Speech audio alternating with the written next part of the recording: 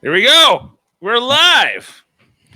We think I think so. I hope so. I hope the countdown worked. we're here. Westworld season 3 is over, Jeff. Yep, the whole season, and What a can't say season it was. can't Maybe say the I'll greatest of all.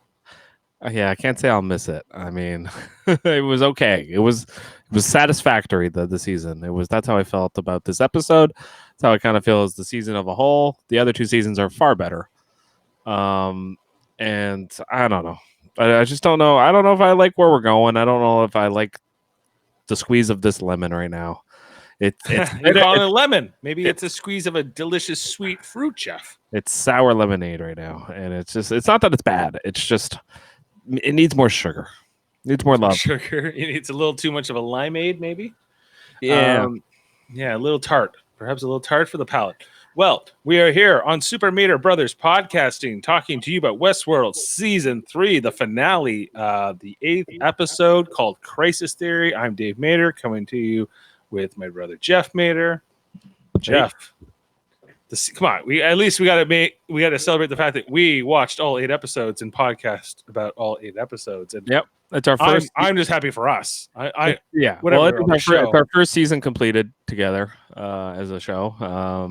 Yep. That is cool. We'll have to go back and do some of the other seasons, but yeah, it's definitely it's a benchmark for us. It's a flag we haven't put in our cap yet, and so it's good. It's good to be on this journey. It's the first show we can say we completed here on Super Mater Brothers podcast.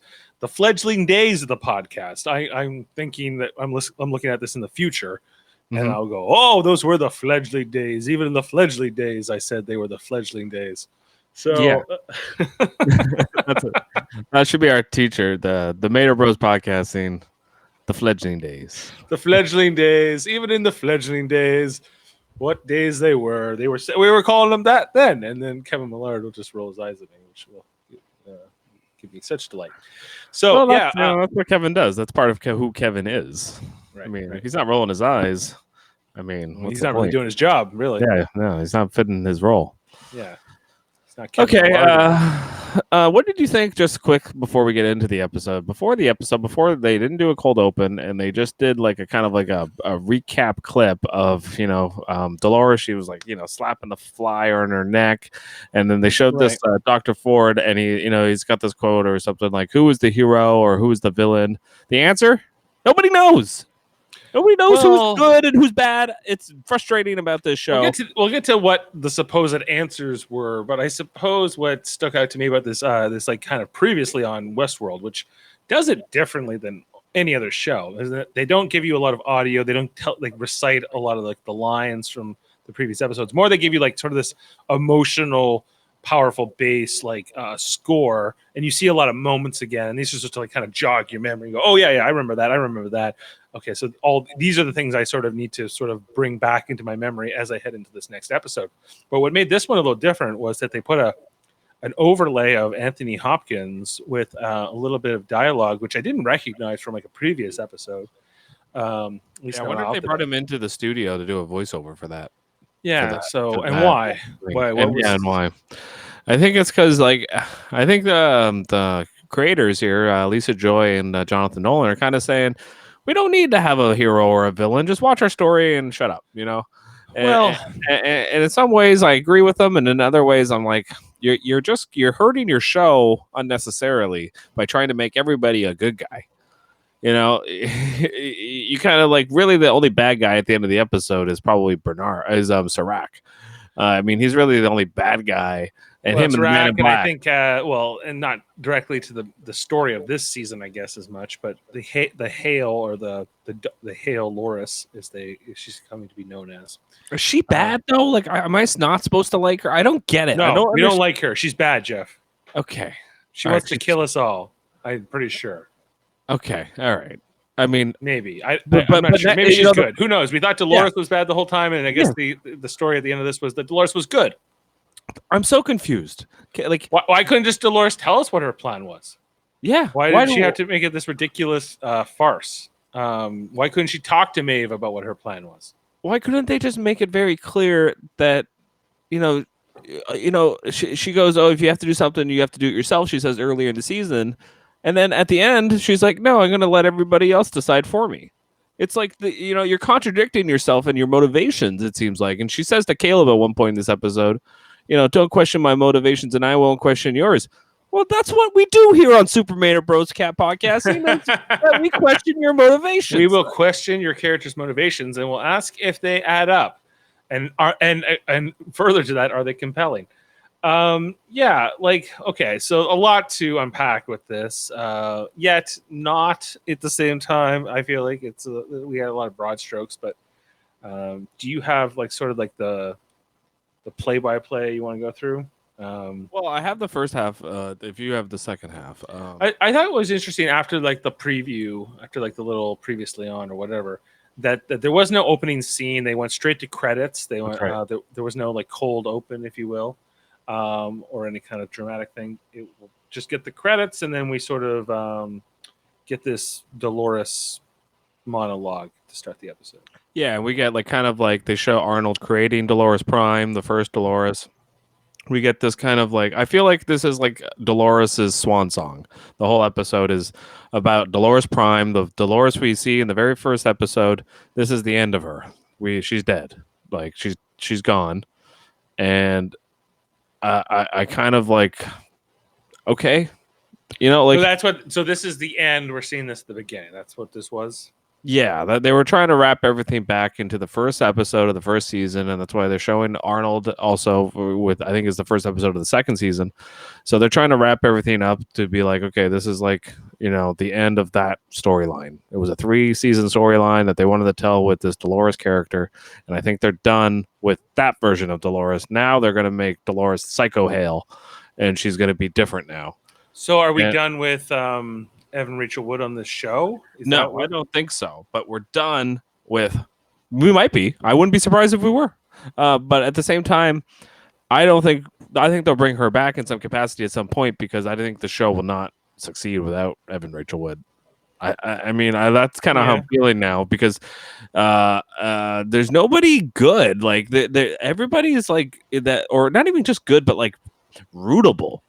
Like the Man in Black I don't like him, but he's rootable. I kind of like want to. In a way, he's compelling, or you want to see at least will he achieve his ends in this greater story. I feel the same way about like the Tessa Thompson version of Dolores, who I feel like she's like, especially this whole like her family was killed and she's kind of crazy now and whatever, and she's not with the Dolores plan. She's made an all new agenda. Okay, I have a question about that. Yeah. She says she's not upset about her family dying. It's a reminder of how awful people are and that she didn't need them. They were just in the way. This isn't consistent with how she was acting before her family got killed. No, I think it's kind of like a way of suppressing trauma. I think she's actually turned her pain into sort of like this wrath that she's going to unleash on all of humanity now. Okay. I mean, I don't know. We'll get back to her and what she's about. And I don't know what the hell happened with Bernard in this episode. It was very confusing. He found the key, Dave. Whatever the key is, I have no idea what that means or what he discovered. They don't tell us, so we're very confused going into next season exactly why Bernard's important. I mean, I thought it was just for what Soraka needed to put it into Rehoboam. That's what he says in the episode. So I was like, okay, so he needs that to talk to give it to Rehoboam so he can figure out. I forget what was he trying to do. He could figure out with Rehoboam how to stop like the outliers. Is that basically what the key was for? What was the key? I don't know what the key was. I feel dumb or something that the key was the ether, I guess, that was going to give all the answers. To Rehoboam, like no, that or something. But Bernard ended up with the key, right? Yeah, like that's why they were pressing Dolores with all those tubes going through her. That they were trying to get the key out of her, and they were deleting her memories slowly. But the key to what?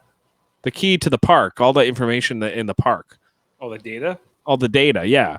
now it seems like now Bernard has all that information, and it's like, So Bernard is the new Dolores in a way. he's the new Dolores in the way that, like, yeah, he now has all the information that Dolores had. So he can do everything she could do before, like control the motorcycles and.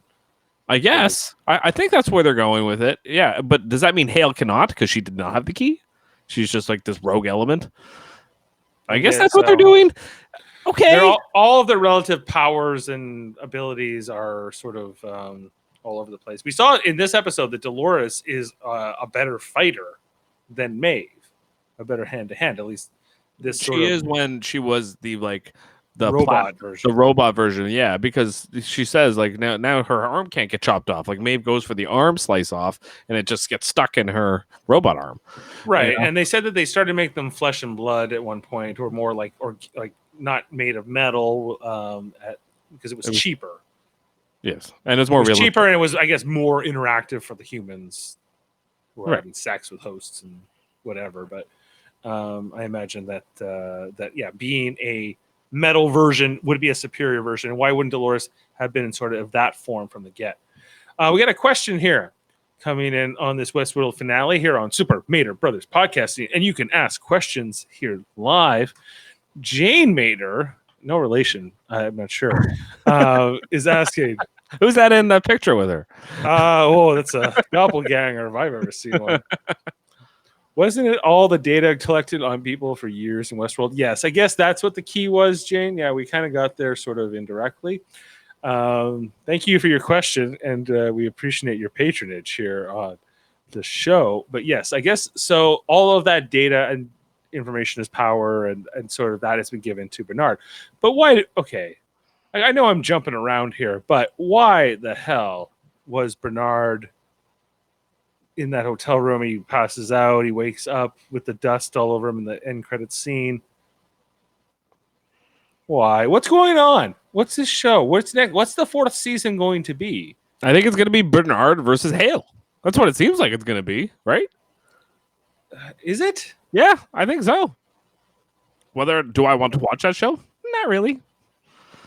I mean, I'll watch it, but only because I like the story. So, like, for the first two seasons, they need to bring the show back to the park. Stop it with this real world consequences, and I don't want to watch that show.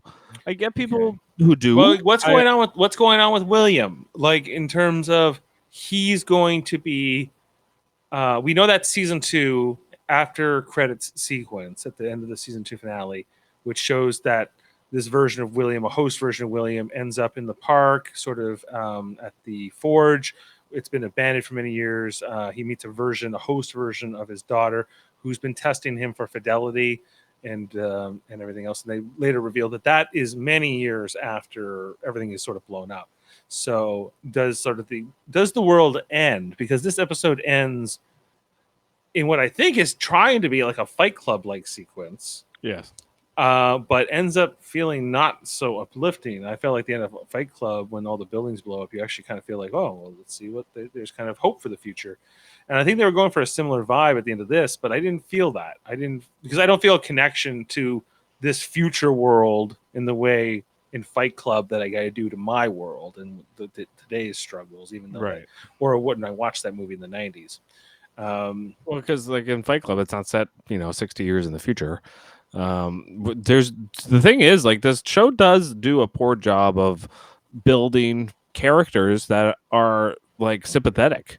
Like, it has a hard time doing that. Like, I find like it doesn't want you to feel sympathy for really any character, even Caleb. Like, we haven't talked about Caleb at all yet. Where he's like, they added to him this week. Mm-hmm. In this episode, and it turns out him and Dolores knew each other from back in the day. I guess he doesn't look that much younger in those flashbacks than he does now, or at all, because I feel like they didn't try to make him look younger. Yeah, so we find out that he was training in Park 5, Dolores says, which seems to be like 20th century America. Right, so that the military, the Rehoboam's troops, Sirac's troops, it seems that they were like lent to Westworld. They could kind of train with the host, kill them, and whatever. And then And Dolores was it there, and that's that's part of why she knew who she was. She also knew because of the data and the key in her head and all that stuff. That's why she knew everything about him. And that they chose him for his propensity to choose. She chose him. Yeah, but that's not how they show us them meeting in this season. Like they mentioned that like in a one line in this episode, but like they met each other by chance. They didn't. She didn't go like knock on his door and go, "Hey, Caleb, I know you." Like it was like they met by chance, and was that all on purpose, or was it just did she choose him after she met him, or was it before? It's very confusing. I think she remembered him. I guess is what we're led to believe. Dad's saying, "Great show tonight." So hey, we live to please here. He didn't watch. He didn't watch it. He didn't watch the Westworld. Maybe he's talking about our show. Maybe. Yeah. Okay. So where are we? So we're still at the beginning in a way. I say we could jump around on this one just because the show is jumping around so much too.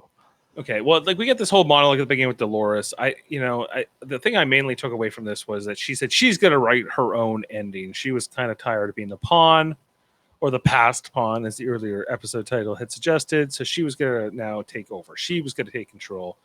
And I guess what she tells us later on in the episode is her choice was between destroying humanity or tearing our world down. Well, thank you, Dolores, but perhaps neither choice is, it may have even says directly, why is it up to us? I don't think we get a satisfying answer. And so I'm jumping around a lot, but that's sort of the opening sequence. I just think that this show, with especially from Hale's perspective, that character, and Dolores too, was this idea that humanity, they're terrible, and they do like I said, I keep coming back to this idea that they never show us a real sympathetic human character. Who are the human characters on this show? We've got Caleb, we've got the man in black or the man in white, we've got former Charlotte Hale. I mean, Elsie was kind of Serac is a human. Like, there's very few human characters. And it's like they don't want, like, the message of the show is that the hosts know better, and I just don't know if that it's being fully explored enough, and they don't have enough of a folly against them. They have this Serac, and Serac's the big bad guy, and he's the human using a machine. I don't know. Like, the whole show they could have put in a character like a Caleb and just made us feel a little bit more sympathy. Why did they have to give him this soldier backstory where, he was a violent person and he has the ability to choose, and they get to that later. But I just think the show does itself a disservice when they don't have a sympathetic human character that we can relate to. Because I don't. Do you relate to the hosts this season like you did in seasons 1 and 2? No, I think the reason we do connect with the hosts is because we sort of saw the world through their eyes, and we lived their world, and we felt like, it's kind of wrong how they're treated. They shouldn't be treated as such. But I don't know what Dad's going on about in the comments. He's telling us he watched the Corbinite maneuver, and then he says, figure it out, but I don't know what that means. He's watching our show because he has no idea what we're talking about, and we're trying to work out a very complex TV show that might be the most complicated TV show I think ever really put on TV. Wouldn't you say? Like, yeah, like as far as HBO goes and what they do, and they do some of the best television out there. When you look, but they stumble. They don't always quite nail it, and particularly with endings, I find a lot of their shows are lacking. You think of Sopranos, you think of Oz, you think of Six Feet Under, you think of Game of Thrones, and now Westworld is as among this family of the great HBO flagship shows, and has this sort of special place in television, but I think is largely going to be forgotten because I don't think enough people are drawn to this, for one thing, and the people who are watching it are left, like you and I are, left largely unfulfilled by what we're supposed to be getting out of this, because they took an idea, in this case from a movie, right? and they've turned it into this whole like sort of allegory for the human race and sort of like where we're headed, doom, or we'll be able to tear down the society of the rich and the proletariat. And it's like, and this whole episode is called Crisis Theory, which is this whole like Marxist philosophy of like tearing things down and whatever. So I feel like there's sort of a like an ideology being pushed at us through these episodes. Yeah, and it's definitely filled with propaganda. This whole episode for sure. And I don't even know why. I don't even understand what the point is. Like I that's not what I. This show has a very low opinion of human beings, right? For especially this season, a very low opinion of humans. Right. And it's kind of disappointing and unfulfilling because it's not really, it's true, but it's also not true. Like both things can be true, but they don't give us not enough of the other side of the coin. They tease us a little bit, and they throw in like, oh, humans have the ability to choose. Yes, that's true, but you only show us the dark side. You're not showing us the light side, and it is kind of ironic that this whole watch motif and the light is getting swallowed by the dark. And they're not are we made to believe that Serac is the white and is the good? I don't get it. Like I don't understand who is fighting for. I guess their point would be the hosts. It would be Caleb and Maeve when they make that decision later in the episode that they're on the side of good. But are they? Or are they just in their own self-interest? Caleb even says, Dolores gave me a life. So it's like, it's like he's doing it because it makes sense for him, not necessarily because it's what he feels. I don't know. That's how I feel about it. Yeah, like further, like to what I was saying, and I think our point is that it's hard to sort of like care about this human world, is what this season 3 has been about. Because we saw the world through the hosts in the first season in particular, and in this season we maybe got that first episode where we saw this human world through Caleb's perspective, only his perspective, really. A couple of people he's interacted with, a couple of other like petty criminals he deals with, and that's about, and like, and a few of like the other side of the coin, which is like these rich, like super powerful elite people like Liam and these and the Serac and all his gang, and we don't see a lot of the people, if any, in the middle of that. And that's the mistake. Like, where are the normal people? Like we saw that psychologist that was trying to help, or psychiatrist that was trying to help William in the institute, right? Before she gave him like electric shock therapy, or whatever. She seemed like a normal person, but she had a fucked up job. And, but I don't know, like, just show us like the reason why like a show, like Lost is good, is because they go out of their way to make the majority of the people that crash landed and are in this together and they're survivors. The majority of them are good, even though they've done bad things and they've come from a bad place or a flawed past. They all deep down are human and have human emotions and act on most of them on good. And then when they encounter bad guys like the others or whoever, they seem to band together, and then we're on their side, and then we there's stakes. And this show just has a hard time wanting to make anybody good. They just want to make everybody kind of self-interested. I just don't know if it works for a TV show. Like, I don't know. What do you think?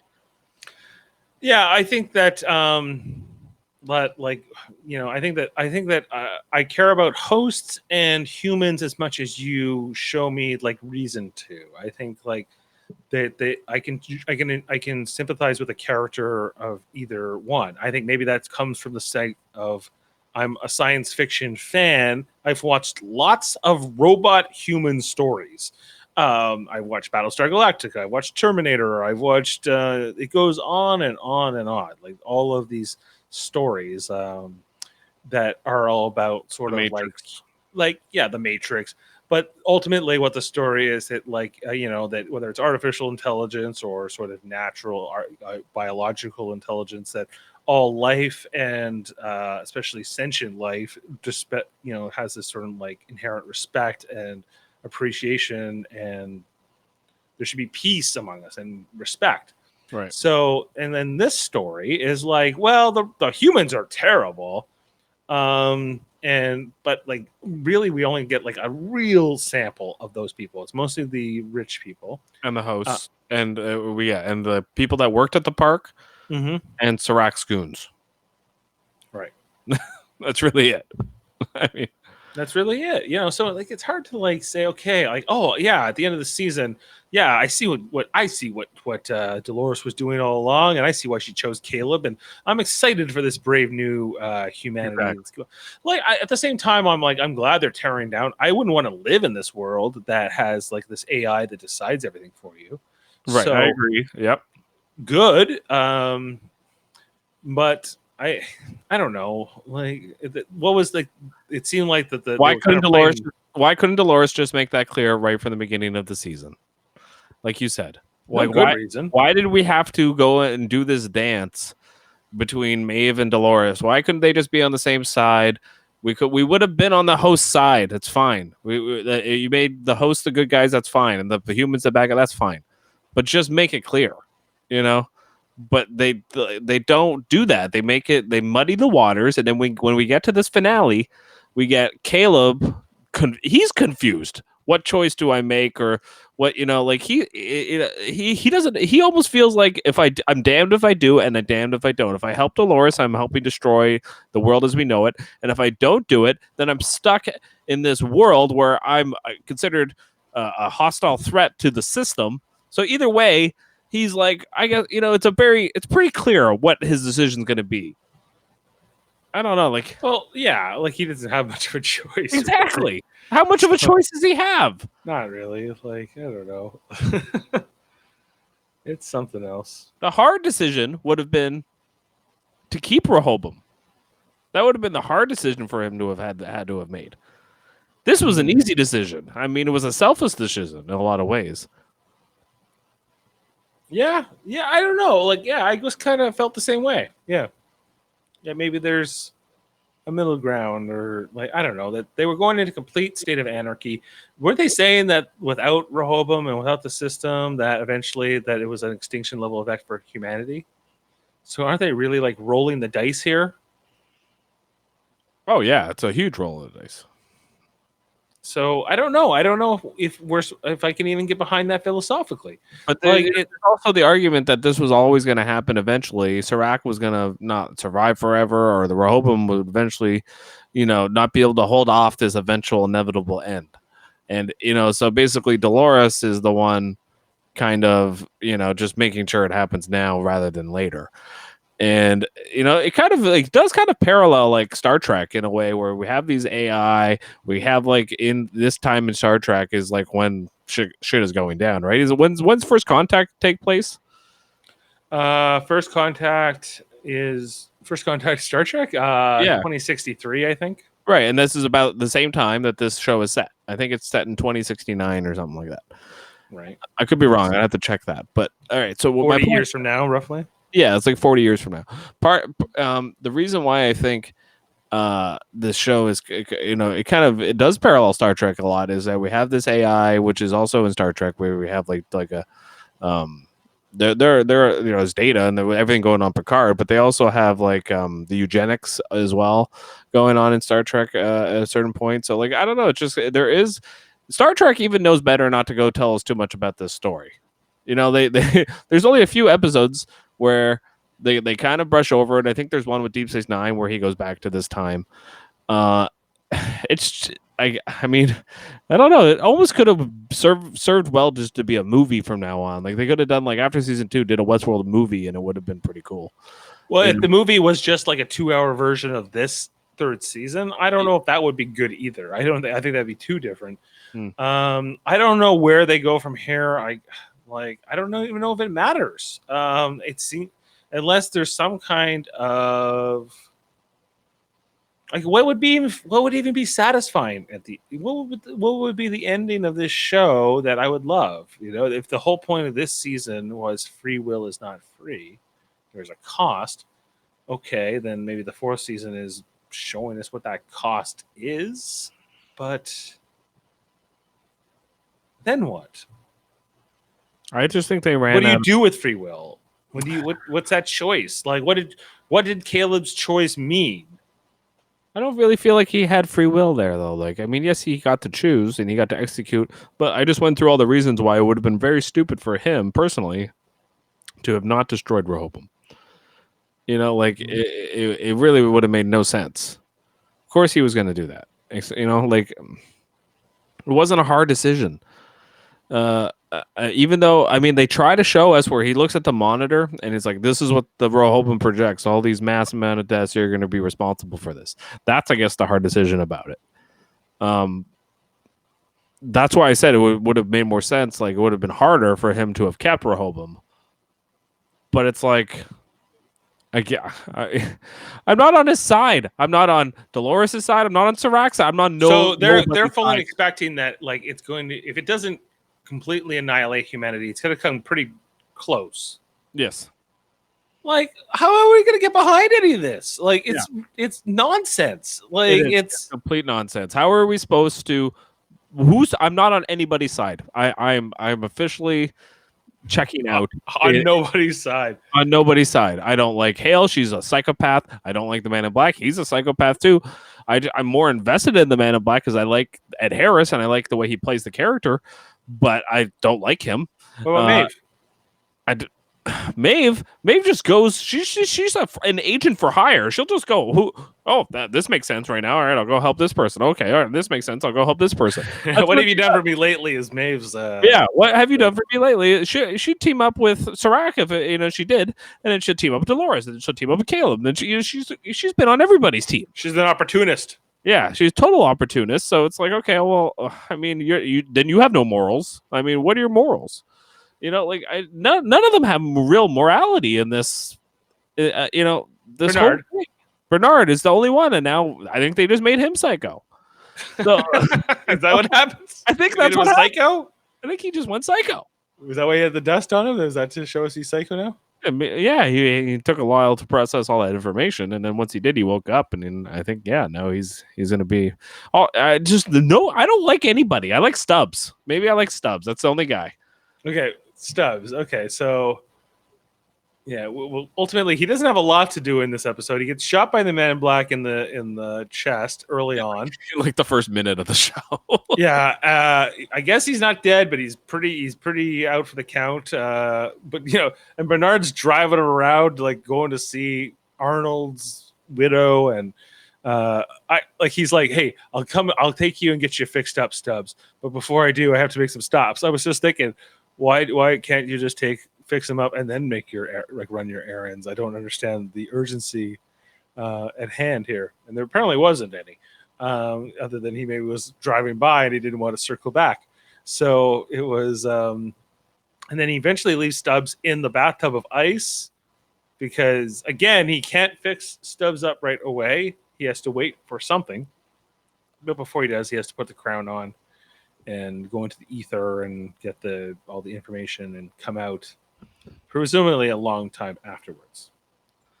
Yeah, so at least, well, it might not have been. I mean, it just because the world's going to hell, that might be why he has all the dust on him. I mean, if there's shit going on above him and then the ceiling, the drywall is coming down on him. It could be the next day for all we know. But for all we know, we don't really know. We don't know how long it takes. I don't think for that key to download into the host's brain. So that's so at least we got an answer of why she kept Bernard around. Like, at least we got an answer to that question. That was the one thing I enjoyed. I was like, okay, now I understand why she kept Bernard around, because he was eventually going to inherit the key from her when she was dead. That's right. Because she knew she was going to die in the end. Yes, and she kind of talks about that at the beginning of the episode. She's like, you only die once. And, so the original Prime Dolores that Arthur built died today. Arnold built, yeah. That Arnold built, sorry. Not one of the same. That Dolores died tonight, and now we have Psycho Hale Dolores, and now we also have Lawrence came back as a copy of Dolores. That's not the real Lawrence. That's just another Dolores clone. Yes. Okay. Okay, but then they tell us that they're all Dolores, Jeff. That's the other bit. That's what Dolores says. Yeah, she says, you're all copies of me. Well, okay, but Hale is not a copy of Dolores like, okay, maybe that Dolores was sort of like the original stable host, and that was the one they were supposed to base everything off of. So That's what she says. so the original Dolores is sort of like the base operating system, and then every right. host personality was kind of tweaked and That's right. created from that. That's even Maeve. Even Maeve, even her father, everybody, right? Everybody. So, Teddy. Yep. Everybody. Which I thought Teddy would come back in this season, and I think it would have been good had they brought him back, because he is a moral character. He has morality for the most part as a character. I mean, he was the one that was going to turn on Dolores and stop her, and he failed. But it would have been good had he been brought back. If we had a good human fighting against Serac, would have been interesting. If they had introduced a different character, and he was like, not Caleb. No, like more like a rich, good human. But nobody. If you have money in this world, you're evil. I mean, immediately. I mean, that's just, it's just the way it is. Yeah. Well, except for the Man in Black's daughter. That was the only exception. What? Well, I mean, was she good though? I thought she would seem like so. I mean, it was. I guess. I mean, all right. I mean, I didn't take it that way. I didn't think she was evil or good. I just took she was a rich Arnold's girl. widow. She seemed good. Yeah. So, well, we get her today in this episode. That he Charlie, their dead son. Right. I guess he seems like he was a good guy. So those are a couple good humans. Yeah. Yeah. Why not more? I'm confused. Sizemore was a bad human who redeemed himself at the end.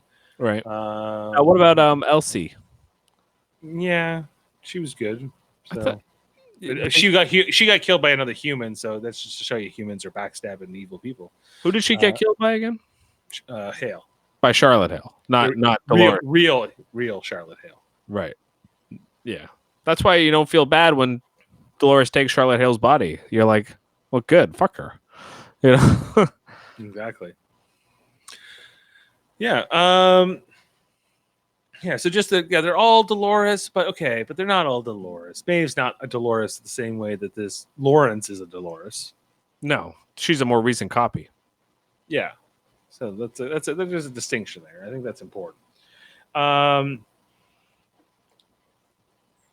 I don't know. Like, I don't even know if we have to walk through this play by play, but like, I wrote down some play by plays here. Where do you want to start here? Where do you want to go from here? I mean, do you want to talk about like the scene where Caleb wakes Dolores up? I think is a pretty important scene. Pretty creepy.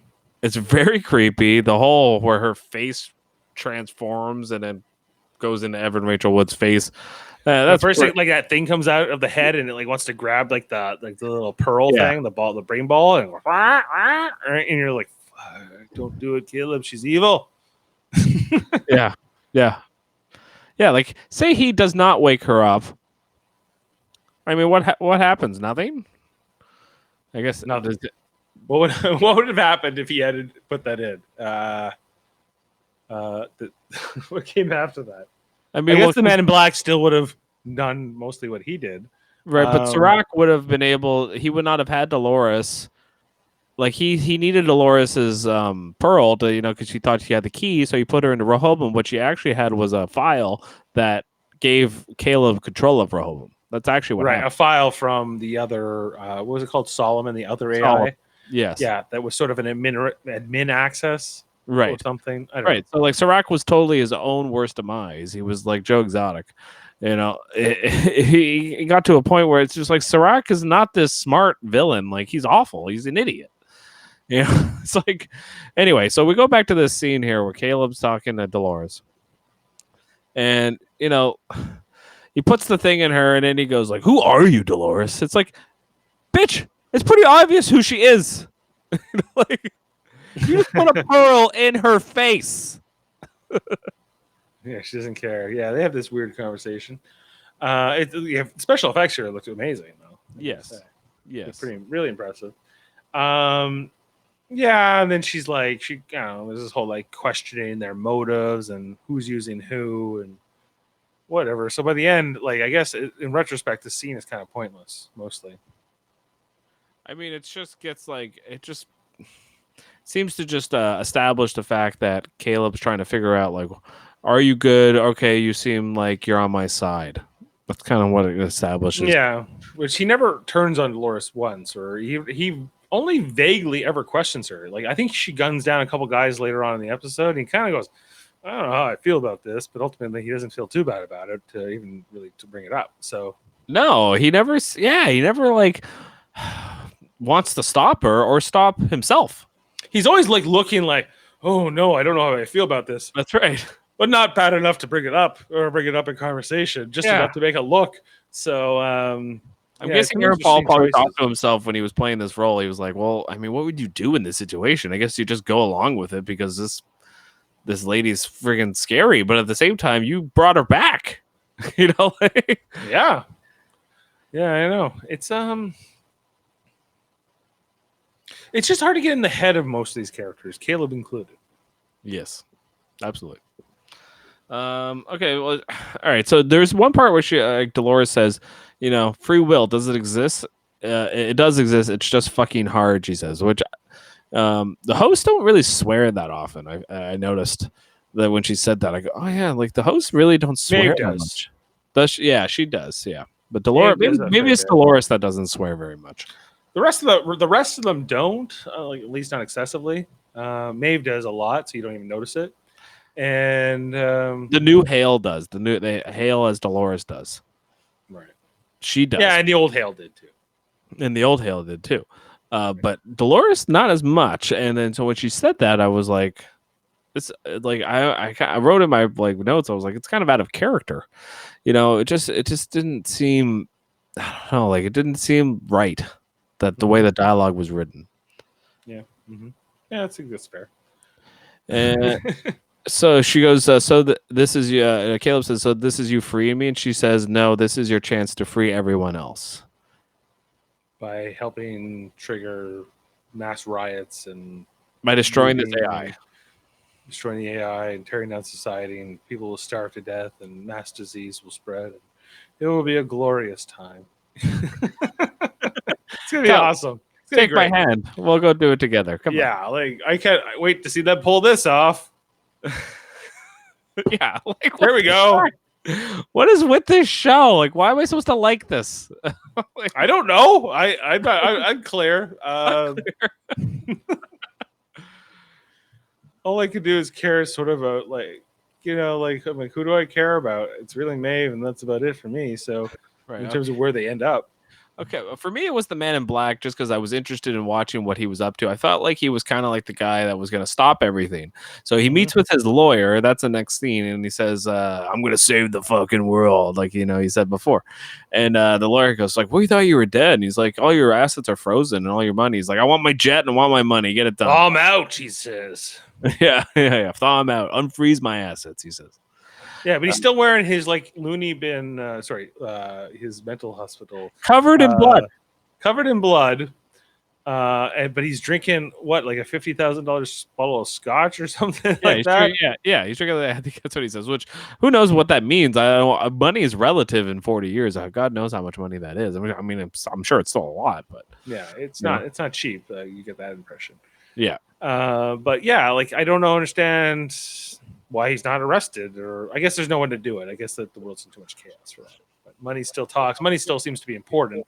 As we see later on, the sniper gets bribed by Dolores just to kind of shoot the other hails other people and to walk away. Right. So then we get a scene with Serac and he's kind of giving Maeve shit about not telling him about Caleb going to Solomon, and she replies with, "You're the one with the oracle, honey," and it's just like, okay, I mean. When was Maeve going to tell Serac about Caleb? She just found out about him 5 minutes before the EMP fried her, right? Yeah, and also like she was like, well, yeah, I forgot. I guess is kind of what she says. She basically says, "You're the one that should know everything, not me." You know, like, for the most part, this scene just kind of established to me that like at this point, Maeve is she's a hench woman of Serac. Serac is sort of like the big bad, if you will. He's the Skeletor figure, I suppose, and that would make Maeve Evil Lynn. So I felt not so great about these moments and this scenes in particular, because I felt like it kind of diminished Maeve into like sort of this just enforcer role, which she's better than that. Yes, but also it also established the fact that Sirach doesn't know what the fuck he's doing. Like he's got like he doesn't know about Caleb. He goes, oh, he's an outlier. Oh, Dolores is an outlier. He's like, he keeps going through these things. It's like, yeah, we know, bitch. Like we know. Yeah. Where's Jesse Pinkman, bitch? Yeah. So Dolores says, change is messy. It's difficult because like this is like after, like you said, she shoots through an elevator and kills 3 dudes. And like, yeah, like we get that dumbfound look on Caleb's face where he's just like, well, this isn't good. Okay, moving on. Let's take the stairs. Right. So I don't know. Yeah, like I don't know. We see, after this is when we get like the return of Evil Hale. Yeah, that's when they walk into this like mall area, it looks like, and then we get Hale as like a hologram that only Dolores can see. Like Caleb says, like, who are you talking to? Yeah, nobody else sees this, so they just watch Dolores have a conversation with herself. Yeah, that's exactly what it is. And like, yeah, Dolores is all like, "Oh, it's so good to see you," and like, she's like, "No, you're not. You're not good. It's not good to see me. You knew I was gonna die." And blah blah blah blah blah. And she's like, "I'm sorry. What happened to your family?" He's like, "I don't give a fuck about my family. Fuck you. You didn't care about them either. You were the one telling me they weren't my family, and I can see what you are, and I'm pissed off at you." And I kind of liked this, although I thought she was a little bit bratty, I suppose, if you will, but super bratty. Like she was. Yeah. I mean, I kind of loved it. I kind of loved that she's turned on her. Now she's like, this is another thing that Dolores has to deal with. At this point, Dolores hasn't had her full face turn. So we're like, okay, well, maybe this is good. What do you mean full face turn? I don't know if she's by the end, it's a full face turn for Dolores, right? Yeah, so I guess. Sure. Okay. Is it? Yeah. Okay. All right, fine. I mean, yeah, maybe you're right. Like maybe we're supposed to be like, yeah, Kayla, Dolores, everything was going your way until now, and it's just like, okay. I mean, but now she's Dolores too. Like so it's they're all Dolores, Jeff. Everybody's Dolores. Yeah, that's what we all have to remember now. Even Sizemore is Dolores. Also, like when she kills the 3 guys in the elevator, why doesn't she just take the elevator? I mean, what do they care about dead bodies? Just like, hit the button. The elevator would have still worked probably, right? I don't have a good answer. Unclear. So they meet with a group of friendlies on a bridge before they go into this mall. And I'm like, I wrote down like, where did these guys come from? Who are they? Because like Dolores is like, they're with me or they're with us. And like, because like Caleb's going to shoot them. Is this where Maeve and like her posse show up? And then, yes. But Maeve basically lets all these human guards attack her first. Yes. And Dolores defeats them all. Yes. And it's almost too easy. It's very easy and it's very convenient.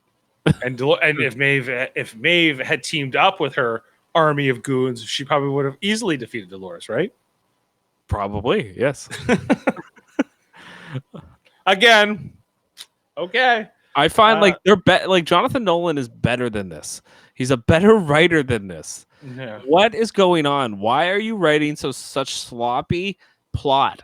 Like I just don't get it. Like even the episodes before were much better than this. This finale is a mess, in my opinion. Like, well, who knows how much of this is exactly what he wanted to do, or how much it isn't. Right. Well, that's true. I mean, it's his baby though. It's his show. Him and his wife. So they should know what they I'm guessing they they storyboard this all out. They knew where they're going, how they're going to do the finale.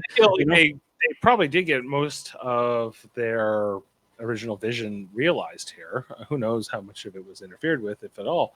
But the thing is, this kind of smells of that. Like you go, like, okay, like we need to have a scene where Dolores is kicking ass, and that this is somehow whoever wants this, it's in here. Like Dolores is just killing generic stuntmen in black garb and with semi-automatic rifles or automatic machine guns or whatever they have. Like it is in every movie, right? Like it's always generic soldier guy, all black, tactical gear, usually facial hair, looking mean and evil and completely disposable. And so it's right? Yeah, maybe I'm wrong. Maybe he's not better than this. Maybe like like I guess Batman did this too that day that he wrote, but like Interstellar is like a good example of a movie that I think he wrote with Chris Nolan, and it's like a Memento. You really care about those characters. Like they know how to write, but they only care about their heroes. They don't care about the world as a whole. It seems like but like I don't know. It's just I think they're missing a mark. We haven't said a lot of good things yet. Just so I want to The action is fun to watch. The cinematography is pretty. I mean, yes. all those things are true about this show. Right, but we want the storytelling to be better. Yeah. The storytelling should be better because it was in season 1 and 2 for the most part. Season 2 was a bit of a slog, but season 1 is fantastic. I mean, it really is. You can go back and watch it, and it's just so well written, so well. I mean, maybe it's just time. Maybe this show is too complicated and has too much information, and for them to do it in 2 years is unrealistic. And that's why season 1 was so much better, because they probably had a lot more time and lead up into production, and they really knew what they were going to do with their story. But then they didn't write like I find the best shows that have like a 3 or 4 or 5 season arc know where they're going to go in season 1 from season to right to season 5. Breaking Bad did this. Like Vince Gilligan knew in season 1 we're gonna have Mr. We're gonna have like the teacher, that the nice guy that and then we're gonna turn him into Scarface by by season 5. They knew what they were gonna do. I don't think they knew what they were gonna do after season 1 in this show. No, I don't think so. It doesn't seem like it. This third season doesn't feel like that. The first 2 seasons were leading here specifically. Right. The second season connected pretty well with the first season to me, but it was such a radical departure that it's hard to feel like it's the same show even. And like we'll see where it goes from here. I think ultimately, was the third season sort of like being so different, was it worth it? I think it's going to really come down to sort of what the fourth season's like, and if there's a fifth season, what is that like, and how does this all string together? But as it stands, as sort of like in a vacuum, what does season 3 feel like? It feels like a kind of a disconnected story. It feels like it has some gaps in it, and ultimately, it's hard to find anybody to sort of get behind. You're just sort of watching things play out. The characters who they want us to sympathize with aren't effective in that way. The characters we are sort of invested in are largely sort of, it's hard to get behind their motivations. It's hard to, they're not necessarily consistent with who they were.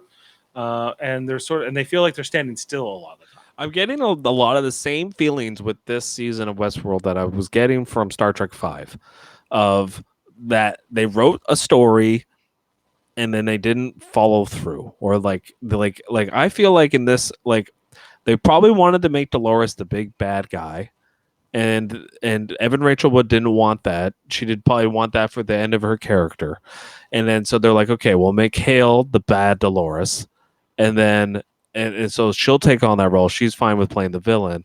And like I just feel I do feel like there's some sort of actor interference of their character, and I think it's a mistake. And if it's anybody, it's probably Evan Rachel Wood. So. Yeah, that's kind of what. Do you get the same vibe? Yep. Yeah. Okay. I just think this sequence tonight, the sequence where we're kind of stuck on, is like Dolores is just destroying this army of guys, and it feels like like a waste of time. It feels like a filler scene. It is a filler scene. It's not. It doesn't feel like one. It really is. And they do it a bunch of times throughout the season, and it's unnecessary.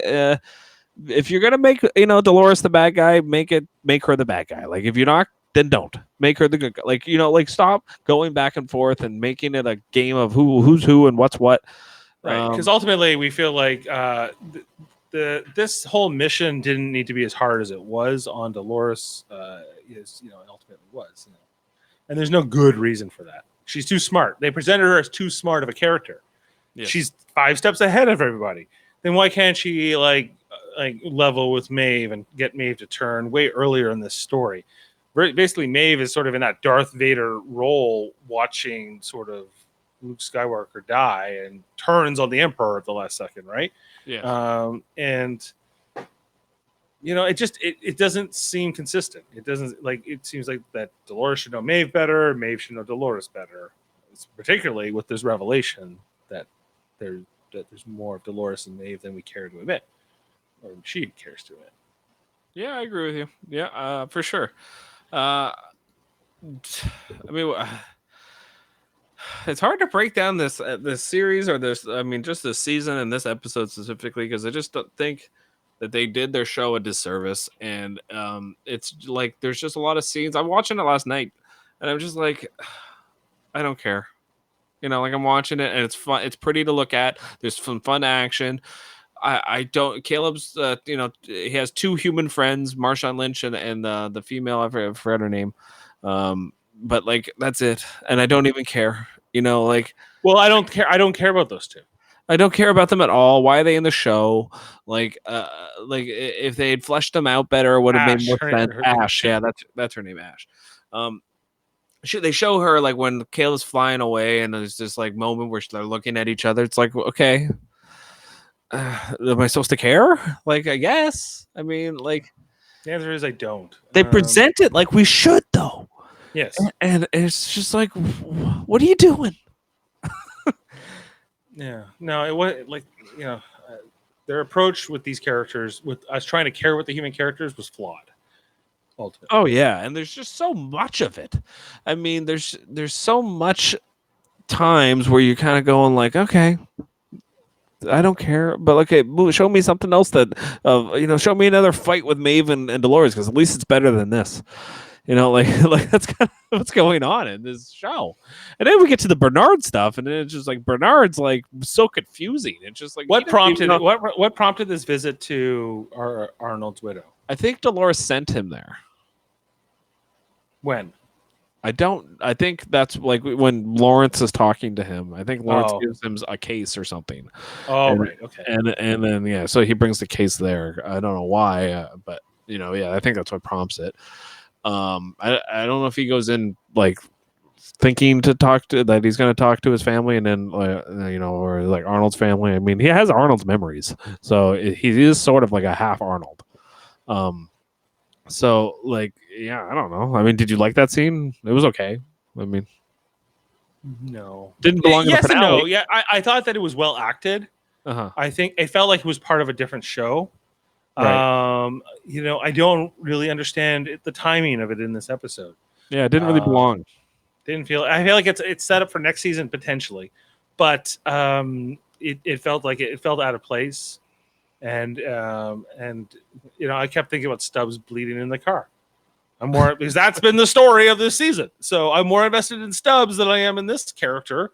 Arnold is dead, and I thought at first maybe this was like Arnold's daughter or somebody, but wasn't quite sure how much time had passed. Turns out to be Arnold's widow, which makes more sense because she'd be around the same age as Anthony Hopkins' character. So right, yeah, like. Whatever. It's literally placed right in the middle of the episode, and then we get the third act, which is like Dolores hooked up to Rehoboam, and that's when we start the third act. But like, it's just oddly placed. That's all we need to talk about that scene, by the way. I mean, that's really it. I mean, we don't even need to really talk about the substance of it because it's not. We're not going to get nowhere with it, and there's no answers. Like, yeah, it's okay. We don't have to talk about it. It was well acted. It was well acted. It was, it felt like a short, like a little, like they would have done this at like a theater class at Juilliard, sort of out of nowhere. It didn't feel like it belonged in Westworld, but I feel like two trained actors gave us a decent piece of television in some ways. So good on them. For sure. I mean, it's just it shouldn't be in a finale of a show. Like what I don't know. Just for me, like it just had no purpose to what was going on, and this episode's already like an hour and 10 minutes long, so it's like just unnecessary. Okay, so we get this whole thing with like Sirach's deleting Dolores' memories one by one, looking for this key. That's what Rehoboam's doing as she's like hooked up with these glowy tubes that are going into her veins, which I don't really understand what the hell that has. Like, I don't know if that was. I think it's meant to convey that they're kind of putting her through pain. I think that they needed to show to us in some kind of a way that would feel invasive. And I feel like that's why they designed this scene as they did. I think do you like it? It's an interesting visual. It looks like she's like sort of in chains in a way, but more Right. in digital chains. It's supposed to make us feel like I think that that Serac is being cruel in some ways, right? Okay. So, and that Maeve's sort of standing by watching this suffering. So I think that that's the purpose of it. Well, does it work? Kind Sort of, of. It's sort of. yeah. Yeah. Well, good, fine, good enough. Yeah. Good enough. Yeah. All right. Fair enough. We got like the whole scene with Caleb breaking into Insight, where he kills two guards, and then there's the third guard he gets to jump on, and he's got his gun to the back of the guy's head. He's like, "Give me your key card." He's like, "Well, you'll just kill me." He's like, "No, I won't. Don't die for them. Put your gun down," type thing, and he does. So like that was the one instance where it's like, oh, Caleb's trying to convince other human that these people are bad. Yeah, I thought that was going to come back to bite him because all the humans are terrible. And that's what that would have been consistent, but Right. that's not what happens. Like I guess that guy just walked away and went home. Yeah, I guess he just went to bed. Okay, good, cool. I guess it's unexpected. Subvert my expectations. Right. That's maybe that's what's going on way too much in this show is the subverting of expectations on a consistent basis over and over. And I don't know. That's their job. I hate subverting expectations. Unless it's done like mildly, I can deal with it. But when it's done in overkill, like it is in Westworld, like it was in the most recent Star Wars movies, they subvert expectations so much in the new Star Wars stuff. I just don't like it. I just find it poor storytelling. I think the mentality, for a lot of writers now in television, movies, is that you have to do that. Like that's their job. They have to. If they tell you what you're expecting, that they're not being creative. But that's not true. I think you can be creative in all kinds of ways in storytelling. I think you can tell me a sort of story that's predictable and it can still be satisfying with the right character moments and the right iterations and maybe some ideas. You can have some philosophical ideas in there that might make me think. You don't have to necessarily change reinvent television every time or change it up just for the sake of it. I think that you have to make smart choices. Else, like we wouldn't do. There are certain things that we just do. There are standard things we do in entertainment, acting, things like that. There's a reason we do them, and you don't have to change certain things about how TV and movies work because that's just what we want. I know this is a whole other podcast. We'll get into that one day. That is for sure, but it's very potent to Westworld because this is what Westworld's doing this a lot. And it is unnecessary. It just seems like they could really dive more into the meat of what their show is about, the subject of AI, the human struggle against AI or AI against humans. And they do deal with it, but then they make these characters' motivations very unclear, and then they try to reveal them as if we should have seen it all along, and it's like, but then it doesn't really make sense with the rest of their character or their actions before. Yeah, you don't have that aha moment. It's just kind of like, oh, okay. Yeah. And that's what they did do the aha moment in season 1. Yeah, very well. In season 2, they even did it, but it wasn't as good. And now this, it's like they didn't even do it. So it was like, okay, kind of didn't stick the landing quite so well, huh? No. Yeah. No. Okay, yeah, moving on. What else you got? Well, we this whole third act or last act, she's in the thing, and then we see that it's because Maeve and Dolores are talking sort of telepathically, right? Yeah, they don't explain it other than that, she's in her mind as Dolores' memories are being deleted. Yes, they're having some kind of telepathic conversation as she's sort of like withering away. Her memories are being deleted. She's being she's slowly dying, I guess. And so, there's this whole, what is it? This whole like beginning arc of Dolores, which is like, I choose to see the beauty in this world. And that was sort of who Dolores' character was in Westworld. And now as she's this renegade rebel leader, this is her face turn in the episode where we realize she's not trying to destroy humanity. She's trying to save it, maybe in a perverse way. It's up, that's up for interpretation, but that she's actually does. She's not fully malevolent. She's better than that. I guess I don't know. I still don't quite buy it. I think that she was reckless. I think that she was her motivations didn't necessarily make sense. I think that the choices she made to achieve her goals by making these copies of herself were dubious. So like for me to like say like, oh, I'm sort of like I leave this season, and if this is the end of like Dolores Prime, it's definitely a mixed bag at best. Like, to call her a pure villain or hero is definitely wrong. I think that she's sort of like chaotic neutral at best.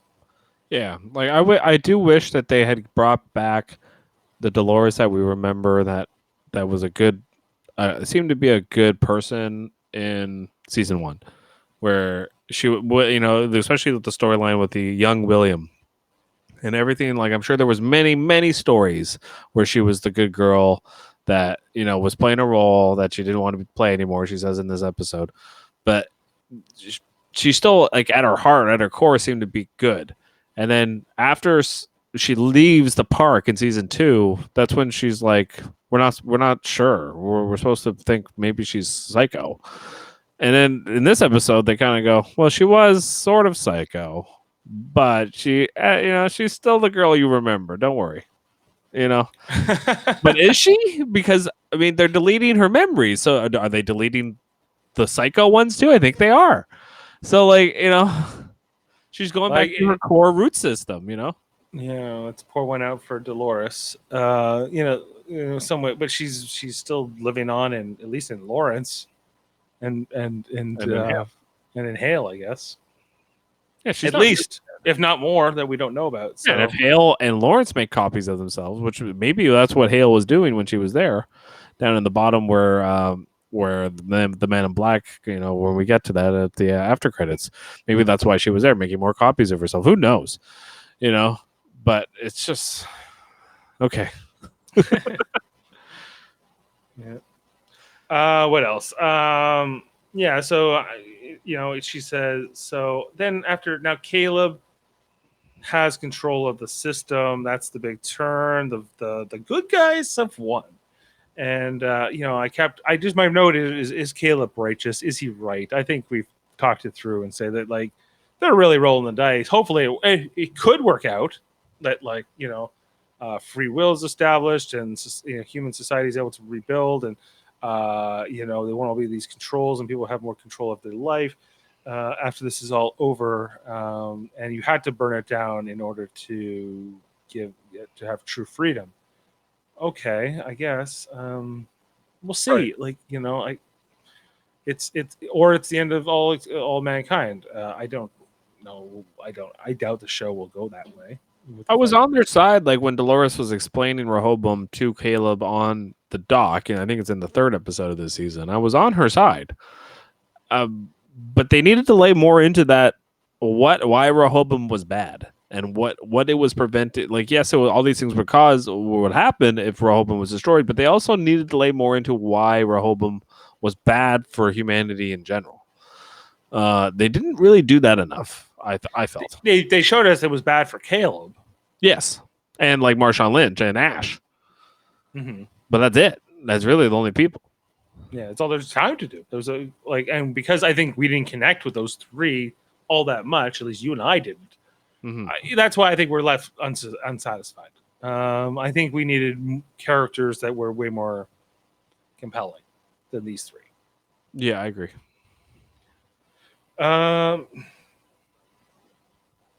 Yeah, and just what else? Okay, the world has to burn down before we can be free. Really? Well, that's what Bernard also says. That he's like, our world had to be burned down before we could be free. So maybe their world needs to burn down too before. He says the same thing to Stubbs. Big fat maybe. I'll just put an underline on maybe, and then like I was kind of like, okay, the new world, you can be whoever you want, because that's Maeve's line. It's the new world. You can be whoever the fuck you want to be, right? Yeah. That's it. So that's the end of the episode. Yeah. Isn't that what she says right at the end? Yeah. Yeah. And it's like, okay, who do you want to be? So does this leave us feeling like there's like infinite potential? No, I mean, who does Maeve want to be? Who does Caleb want to be? Like, I mean, Dolores has set him up in this revolutionary role. Is that what he's going to be? This revolutionary? You know, he's already got people on the side who know his name, who he doesn't know. Maeve's going to be a boss of something. That's what Maeve's going to be. I think Maeve is going to be like Caleb's right hand man. Like, yeah, that's what they set up. Caleb's not going to be anybody's right hand man. Caleb might be hers. Maybe, yeah, maybe that's what it ends up being. Yeah. Yeah, she didn't. He's not going to work for Caleb. I think at first. We'll see. Yeah, and then what do you think happened to Stubbs? Stubbs, he's on ice. I mean, is he still in that bathtub when Bernard wakes up? That's what he says to him. He's like, "You're just going to leave me rotting here," and I think, yeah, that's what that's what happens. He just sits there rotting. Why does Stubbs drink? I don't know. Unclear. Because he always wants whiskey. Yeah, he's like this surly host who needs booze, but they can't get drunk, right? Hosts? I don't believe so. Yeah, like I don't know. That's we talked about the post credits too, right? Well, yeah, we've covered that pretty infinitely. Yeah. Well, like I think the big question is the Man in Black dead? I'm gonna have to say that he's not definitively dead. I think he's dead. I think they slit his throat. That was the end. This is the end of the game, which they did again. You're recalling something that happened like 4 episodes ago. Like, what are you doing? It was, I don't know. Like, just the whole now Hale as Dolores, all evil and angry toward Man in Black. It's just like, I don't know. It's like, okay, like Dolores, I wish they had just killed Dolores. I wish Hale had died in the explosion. We didn't need her back. Okay, we didn't need this character back. We didn't. She's a great actress. Oh, we need Tessa Thompson, but no, we didn't. We didn't. If you were gonna kill her, kill her. In the explosion. If they killed her in that explosion, and that had been the end of her character, I think that would have really, it would have made Dolores' face turn even less believable. Right? I agree with you. That's why they didn't do it. I think it was like Evan Rachel Wood was like, or somebody in the writing team was like, hey, we can't make Dolores, Evan Rachel Wood, this like super evil person that let herself to her own slaughter. So we have to bring her back, and then we have to make this one more evil than her.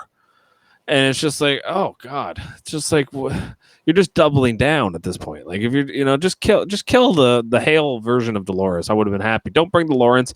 If Dolores is now death, we're supposed to feel sorry. This is supposed to be her swan song in this episode, and it doesn't matter because there's Lawrence and there's also friggin' Hale here. I don't care. Like it's just you can't make me care about this character, kill her, and make that death mean anything when there's copies of her that are more evil than her out and about in the world. So I don't know. Like, come on, show. Like, what are you doing, Westworld? That's what we're gonna call the show from now on. What are you doing, Westworld? What are you doing, Westworld? Where's this going? What's the story? Yeah, I'm kind of with you, Jeff. I'd like to feel better about this. It's interesting that we chose to start podcasting about Westworld. Maybe at its lowest point ever, but hey, that's what we're here for. We're here to give the entertainment answers, the entertainment viewers answers. So. There are other people that are frustrated with this show. I guarantee you, we're not the only people feeling this way. And as people come across our podcast and go, "Oh man, I'm listening to all these other guys recap Westworld, and they're all like going into all the clues and the symbolism and all these things that are cool about the show, which are all true." But at the root core of the show, they are failing at making us care about the characters because they're bouncing back and forth too much. And I guarantee you other people are watching the show and going, huh? What are you doing, Westworld? What are you doing, Westworld? That's how I feel. I mean, those are my 2 cents. Yeah. What are you doing, Westworld? I feel like we just need that.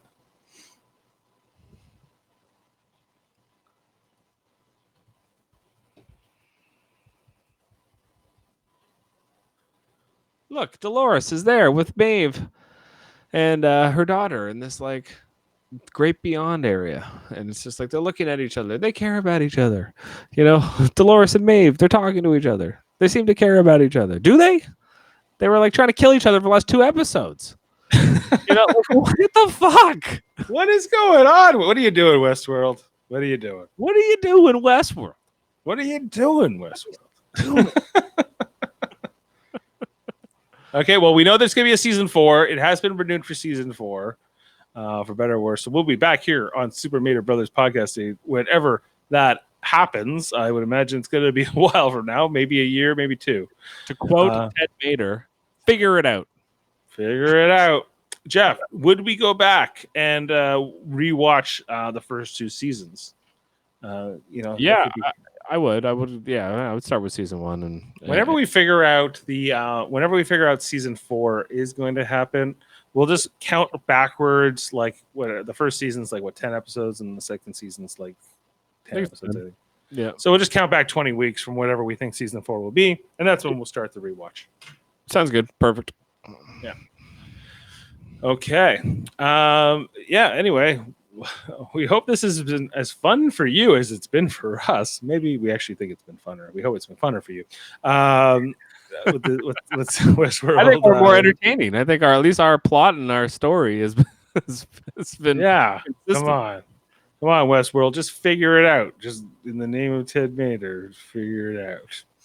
I'll still be here for season 4 no matter what. I'm curious to see where the hell this goes, because it has been a whirlwind of a season that's kind of reinvented the show for better or worse. And I think ultimately, I think my feelings about this season will largely rest on the shoulders of what comes after this. And sort of, do I feel like that there was sort of a compelling story overall in there? But will this have ultimate rewatch value? I suspect not. Maybe the episode Decoherence, where we had the man in black fighting himself and beating up the Jimmy Simpson with the chair. Maybe that. Yeah, that was a good. There was some good moments in this season. Don't get me wrong; I didn't hate the whole season, but the overall plot structure was flawed. I do like some of the characters, but like when you see them kind of, they ruin my memory of season 1 and season 2 of some of these characters because they're not consistent with their motivations.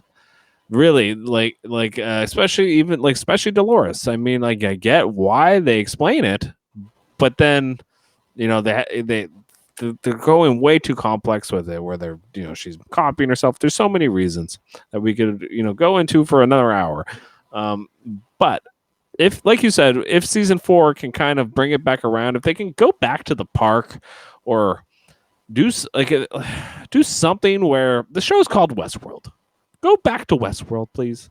Like, well, yeah, but it's this bigger thing. It's about the whole world now, Jeff. It's not just about the Westworld. It's the whole world. It's about divergences and that kind of stuff. Yeah.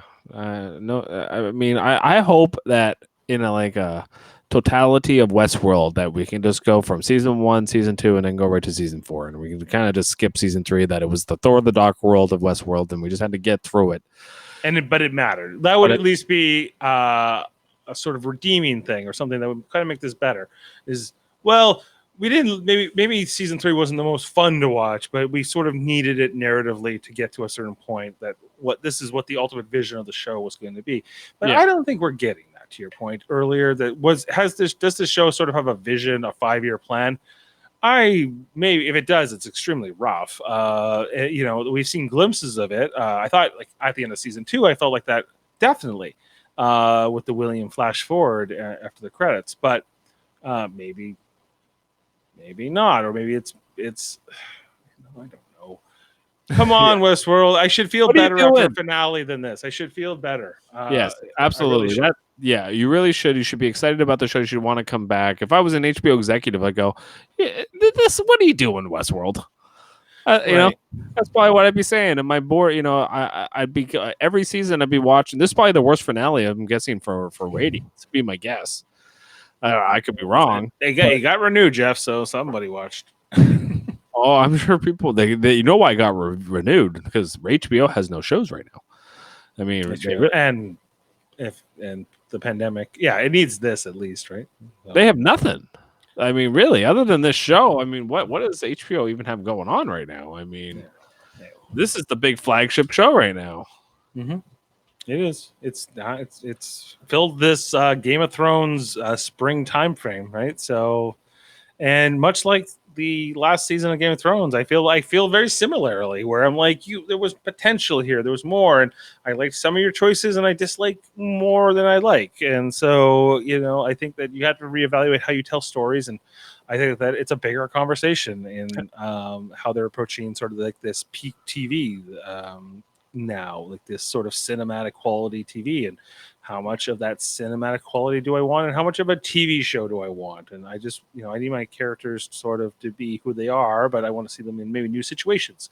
Did you watch the new Watchmen show that was on HBO? No, I haven't watched that yet. Oh, okay. Well, it's good. It's better than this. I think that first season of Watchmen is a better season than this season of Westworld. But is the first season of Watchmen better than the first season of Westworld? No, the first season of Westworld is much better than the first season of Watchmen. But the first season of Watchmen was a lot more entertaining than this to watch. It was more exciting, and I love Watchmen. It's one of my favorite stories, and I like the movie. Even I mean, the movie's it's at least somewhat true to what the comic book did. It couldn't do everything, but the TV show takes a few liberties, but for the most part, they stay pretty true to the characters that already existed, and they do bring some back. So that's what all I'm asking for is stay true to your characters and just make it make sense. Make their motivations make sense. I guess in that standpoint, I feel like if this is the end of the Dolores arc, the Dolores Prime, and do I feel like this was a satisfying end to her character? I guess, but like it's not where it didn't feel right. It felt forced. It would have been a satisfying end, but where she was on, the trajectory she was on, everything we saw these 7 episodes leading up to this led us to believe that Dolores was sort of need to be stopped. And this kind of turned around and said, no, Dolores was actually good the whole time. She was misunderstood. She never told anybody her plans of how that was kind of her fault. But yes, ignore that. Yeah, so I feel like the cast of this show is trying to push through bad writing with just like strong performances. Sometimes that works, and sometimes it doesn't. Yeah, I find like you have to be a fantastic actor to really like you have to be Russell Crowe in Gladiator level to be able to push through a good performance through bad writing. Yeah, and you can do it sometimes, and some I think we see this in some TV shows where a strong actor, if he can just command a scene, or she can command a scene, and sometimes this cast is some of the best actors in the world. Okay, but sometimes the writing or the logic behind why their characters' motivations doesn't always make sense. And so sometimes you go, wow, I just love watching Ed Harris in this scene. He's so awesome. Or I love it watching Evan Rachel Wood, play this farmer daughter, kind of a rancher's daughter character. She does it so well, but she's got this other like side to her, or May's like the sassy madam from the brothel. But when, but then other times you go, what's going on? What are you doing, Westworld? What's going on? We're in here in the real world. You're destroying the world. And I don't care about Caleb and these 2 goons he runs around with and does Grand Theft Auto. Like it's come on. What are you doing in Westworld? But no, we're asking you an honest question and you're not giving us any answers. In fact, what you're telling us is don't question my motivations, and I won't question yours. That's literally what it was said. That was the line. Is that directed at us? That's the audience? I think so. I think they're talking to us directly. I think Jonathan Nolan and Lisa Joy watch our podcast and go, what are the fans thinking? And I'll tell you, what are you doing, Westworld? What are you doing? Just like... I get that. Yeah, I guess it would be unsatisfying to see them in Sweetwater forever, but I think that there's a different way you could have taken the story. I hope that where does it go? If it's more like season 4, if season 4 is more like season 3, I'll be disappointed. I would like to see them sort of get this show back to the feel and look of the show as it was in the first 2 seasons. Well, maybe moving a bigger narrative forward, which I'm not against. Yeah, absolutely. Anything else you want to say? No, I'm good. I've said my piece on this. All right. Season. Well, thanks everyone. Thanks for sticking with us through this whole third season. This is our first season we've covered Westworld. Like we mentioned, we'll be back to rewatch season 1 and 2 as we lead into season 4, whatever that is. Check out our Star Trek podcast. We got a whole bunch over on Live Long and Podcast, which is a separate page than this YouTube channel, but they're all kind of linked together. It's easy to sort of navigate. It's a network, really. And we got Trivial Debates. It's another podcast we do more on a monthly basis. So they're all together under the Super Mater Brothers Podcasting Federation. So and we'll be adding more to that. If you have a show you want us to watch, maybe let us know, and we'll consider that. Whether it's new content or old, we'll definitely consider it. And always be come in and comments and everything else, and keep up with us. We'll be doing Survivor tomorrow night. No, tomorrow night's Deep Space Nine. Oh, yeah, sorry. I think it was Tuesday. No, tonight's Monday. So, yeah, Wednesday night, we're doing Survivor over here on Super Mater Brothers. That's going to be a 2-hour Survivor episode, so we're expecting to go pretty long on the podcast side, but, we'll see. At least 2 people are getting voted off, so that's going to be an interesting night. That'll be a good episode. And, that's about it.